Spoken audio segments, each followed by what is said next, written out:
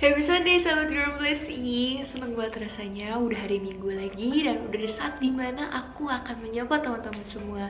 Walaupun kita dalam keadaan social distancing, masih dalam work from home dan PSBB semakin diterapkan gitu kan, tapi aku percaya bahwa ini gak akan pernah meruntuhkan semangat kita. Dan walaupun dalam hari-hari kita ini kita ngerasa lelah, merasa capek, tapi percaya deh teman-teman, selalu ada pelangi setelah hujan. Jadi selalu ada kebaikan yang akan teman-teman bisa dapet. Walaupun hari-hari teman-teman tuh seakan-akan kayak kok gini-gini aja gitu kan, yang ada aku makin buruk gitu kan. Tapi ingat teman-teman, Tuhan tuh gak pernah berjanji juga bahwa langit akan selalu biru. Dalam hati pasti akan selalu ada di mana kita merasakan suka, duka, dan juga bahagia. So teman-teman, terus semangat untuk menjalani kegiatan kalian. Iya teman-teman, aku tuh pengen nanya ke kalian, pernah gak sih kalian tuh bermimpi? Pernah gak sih kalian tuh punya wish dan list dream gitu loh? Kalau misalnya setiap kali teman-teman ulang tahun pasti kan orang-orang pernah bilang wish you all the best dan semoga cita-citamu tercapai. Kira-kira aku kepo deh, teman-teman tuh punya cita-cita apa sih gitu kan?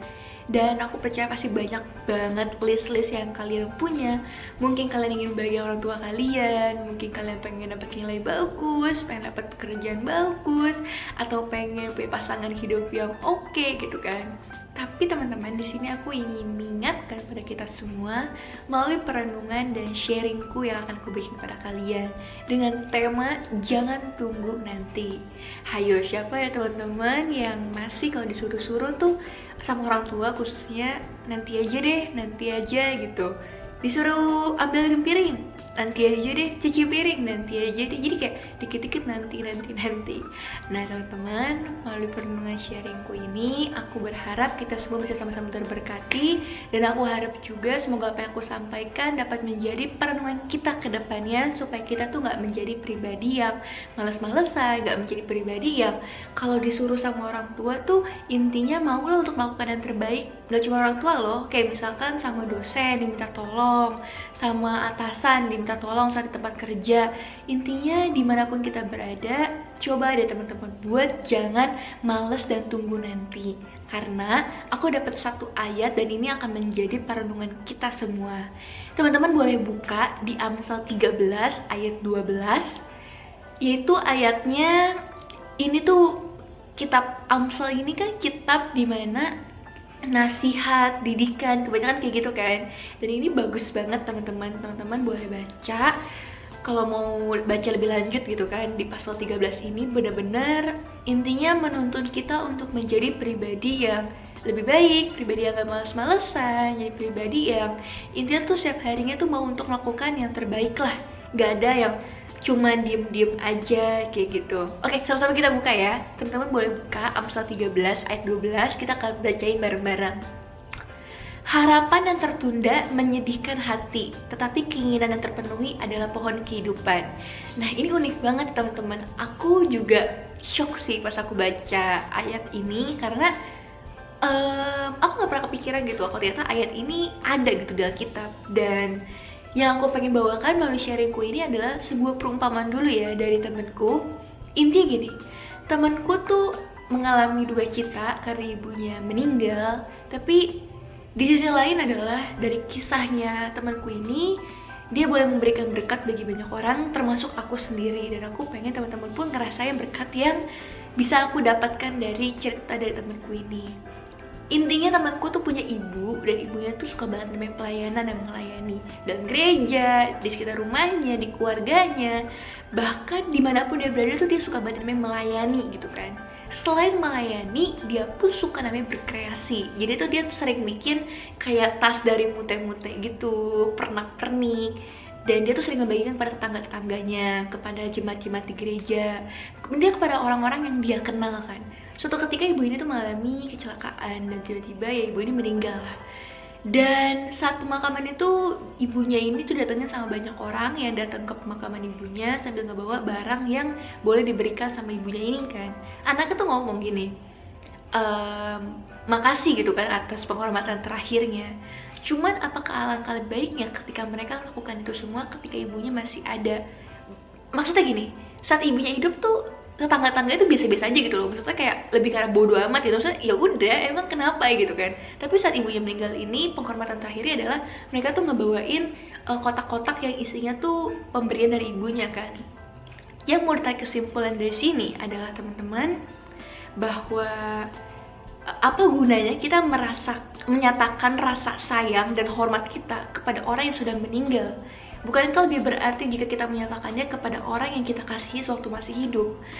Ketika teman-teman punya list kehidupan, punya list mimpi yang ingin teman-teman wujudkan, dan juga kalau disuruh-suruh sama orang tua atau atasan, kenapa aku bilang di awal jangan tunggu nanti. Sesuai ayat yang kita baca tadi, di sini dibilang harapan yang terpenuhi adalah pohon kehidupan. Di sini tuh udah benar-benar dikatakan bahwa harapan yang terpenuhi oleh pohon kehidupan dan harapan tertunda itu menyedihkan hati. Selama kita hidup, kalau kita di masa-masa kuliah nih kayak aku sekarang, kan aku kuliah wisuda kira-kira tuh masih setahun lagi gitu kan.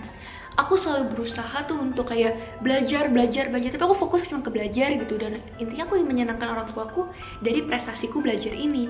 Cuma dalam kehidupan sehari-hari ketika orang tua aku nyuruh, orang tua aku ingin suruh aku ngapain, tapi aku nggak pernah dengerin gitu kan. Bilang nanti, intinya mendugakan hati orang tuaku dalam masa-masa proses. Walaupun mimpiku itu wisuda gitu kan, mimpiku wisuda, cuma di tengah prosesnya aku nggak mikirin hal lain yang ternyata mendugakan hati keluargaku. Dan itulah teman-teman yang dimaksudkan jangan tunggu nanti. Selagi teman-teman bisa, teman-teman punya waktu, teman-teman mampu, dan teman-teman bisa lakukan bersama-sama, lakukanlah bagian teman-teman yang terbaik.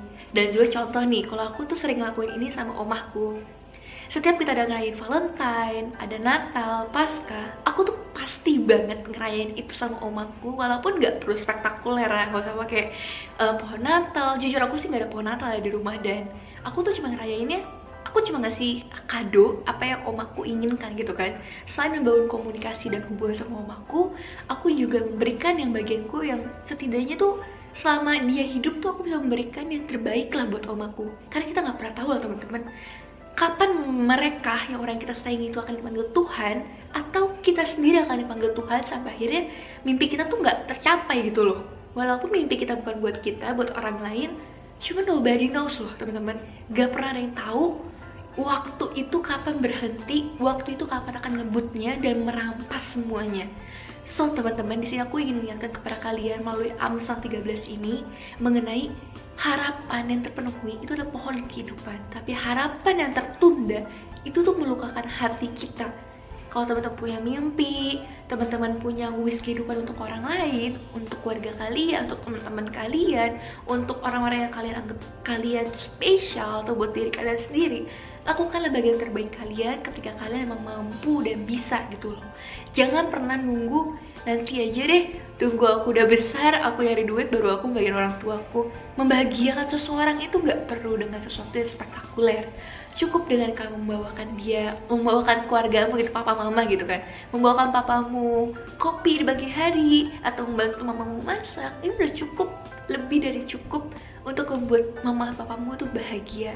So teman-teman, apapun yang bisa kalian lakukan dalam dunia ini saat ini, termasuk membahagiakan Tuhan, jangan pernah melupakan Tuhan teman-teman. Ketika kalian masih mampu, lengkap, dua kaki, dua tangan, bisa ngomong, bisa melihat, bisa menghadapkan dua mata kalian, berikanlah bagian terbaik kalian juga untuk Tuhan sebagai rasa ungkapan terima kasih, ungkapan syukur kalian. Takutnya aku bukannya cuman sekedar mengingatkan, tapi aku ingin kembali menegur kalian bahwa saat kita masih lengkap kayak gini, kita harus ingat Tuhan. Jangan sampai Saat kita udah nggak bisa memiliki segalanya, kita baru mengingat Tuhan. Dalam arti, aka, coba kalian lihat deh teman-teman di sekeliling kalian yang mungkin dalam keadaan kondisi yang nggak sempurna gitu kan. Mungkin kakinya nggak ada, tangannya nggak ada, nggak bisa ngomong, tapi mereka taat sama Tuhan. Apakah kalian mau seperti itu dulu, baru kalian sadar gitu loh seutuhnya, oh iya, gue harus membahagiakan Tuhan juga, selain gue harus membahagiakan orang-orang yang ada di dunia ini yang gue sayang. Boleh kok kalian membahagiakan pacar kalian, membahagiakan tante kalian, paman kalian, papa, mama, adik, kakak, engkong, nenek, terserah. Gak apa-apa, siapapun boleh. Tapi ingat, berikanlah bagi kalian juga yang terbaik untuk membahagiakan Tuhan. Jadi teman-teman, kalian boleh untuk baca ulang kembali di Amsal 13 ayat 12 ini kalau mungkin kalian sempat lupa atau nggak ingat lagi gitu kan. Harapan yang tertunda menyedihkan hati, tapi keinginan terpenuhi adalah pohon kehidupan. Kalian juga kan, kalau misalnya kalian mimpi-mimpi kalian terpenuhi dan segala wish kalian terchecklist gitu kan, pasti kalian senang banget. Sama kok seperti orang-orang di sekeliling kalian dan juga termasuk Tuhan. Ketika kalian membahagiakan mereka, percaya deh, mereka hatinya tuh berbunga-bunga walaupun mereka nggak bisa mengungkapkannya secara langsung kepada kalian. So, aku akan mendorong kalian lagi untuk terus semangat walaupun keadaan semakin sulit, semakin gak kelihatan harapan yang ada di depan kita. Tapi teman-teman, percaya deh, selalu ada pelangi setelah hujan. Walaupun kalian gak pernah bisa lihat pelangi gitu kan, gue gak pernah lihat pelangi gitu kan, tapi percaya deh, selalu ada bunga-bunga, pohon-pohon yang tumbuh di saat hujan datang. Jadi teruslah semangat dalam Tuhan dan jadilah berkat dimanapun kalian berada. Jesus bless you, bye bye.